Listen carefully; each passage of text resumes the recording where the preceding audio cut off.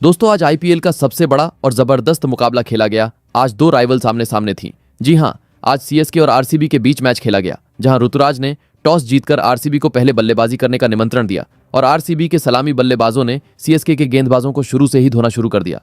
Phil Salt ने तो CSK के हर एक गेंदबाज को प्रेशर में डाल दिया था।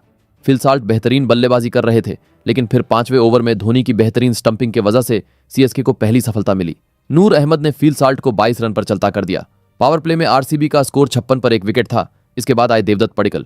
उन्होंने भी सीएसके की टीम पर शुरू से प्रेशर बना दिया। ऐसे लग रहा था आज आरसीबी किसी बदले के मूड से उतरी है, लेकिन सीएसके भी पीछे नहीं हट रही थी।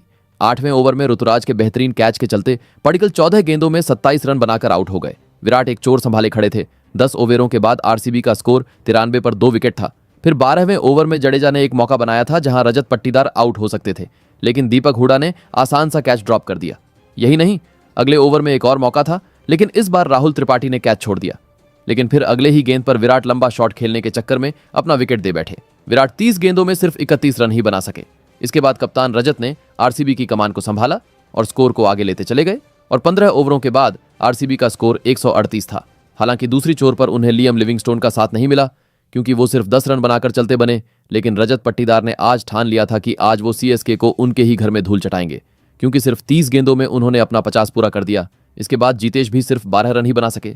इसके बाद सेट बल्लेबाज पट्टीदार भी 51 रन पर आउट हो गए। आरसीबी इस समय 196 पर थी और सिर्फ 10 गेंद बचे थे। उनका लक्ष्य था कि किसी तरह से 200 के पार जाया जाए। आखिरी ओवर में टिम डेविड की लगातार 3 छक्कों की वजह से आरसीबी अपने 20 ओवरों में 196 तक पहुंचने में सफल रही। सीएसके को जीत के लिए 197 रन चाहिए थे। चेस करने उतरी सीएसके की टीम को दूसरे ही ओवर में जॉश हेजलवुड ने झटका दे दिया।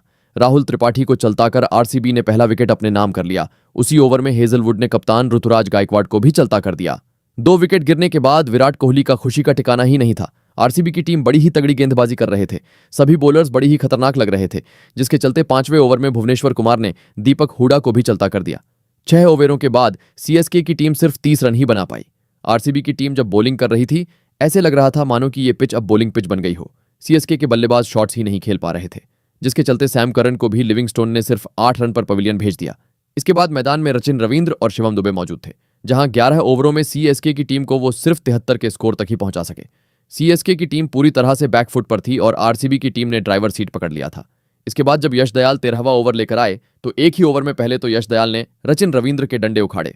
उसके बाद उसी ओवर में शिवम दुबे के डंडे उखाड़ दिए। सिर्फ 80 के स्कोर पर टीम के 6 विकेट जा चुके थे, बल्कि इसके बाद 99 के स्कोर पर अश्विन भी चलते बने। बचे हुए 28 गेंदों में लगभग 100 रन सीएसके को चाहिए थे। मैदान में धोनी जरूर थे, लेकिन इतना स्कोर हासिल करना नामुमकिन था और आरसीबी की टीम ने सीएसके को उनके ही घर में जाके हरा दिया। 2008 के बाद पहली बार आज आरसीबी की टीम ने सीएसके को 6 पॉक में हराया है। आप आरसीबी की इस शानदार जीत पर किसको हीरो मानते हो, कमेंट करके जरूर बताएं।